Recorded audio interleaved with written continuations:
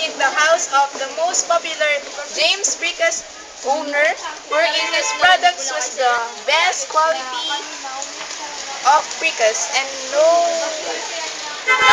now we have the chance to know him more on how become a successful person. Good afternoon, sir. Pwede, can you give us some time to interview you for our project? Sir, how does your business started and when it is? Malaki ang puhunan. Malaki ang puhunan pero 6,000 niya. 6,000 niya may kumpisa. Hanggang kahit ang meron po, dire-diretso niya. Patagalin po.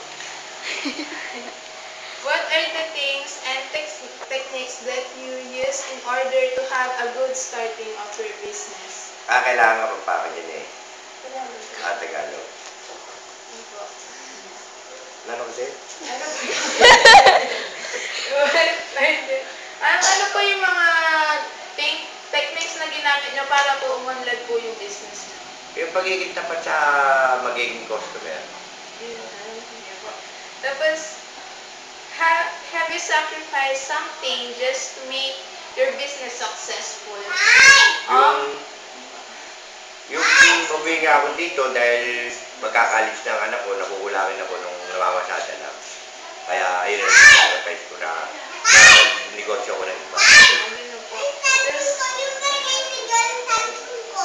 Many years are you in this business? 8 buwan na yun. How did you obtain your time in your family and to your business? Kaya sinaalis ko din ang pag-negosyo, lalo sa pamilya. Kailangan natin, lagi ka rin nakapatay sa mga bata. Nagkakaroon din po kayo ng mga banding po sa family. Tapos,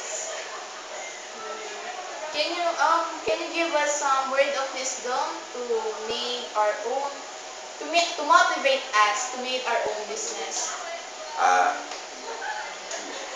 Itapit ang magiging kaya ito ang negosyo na dapat may kaliguran yung kaya lagi. Bangka nito, umulad din kaya ang negosyo. Sige po. Salamat po.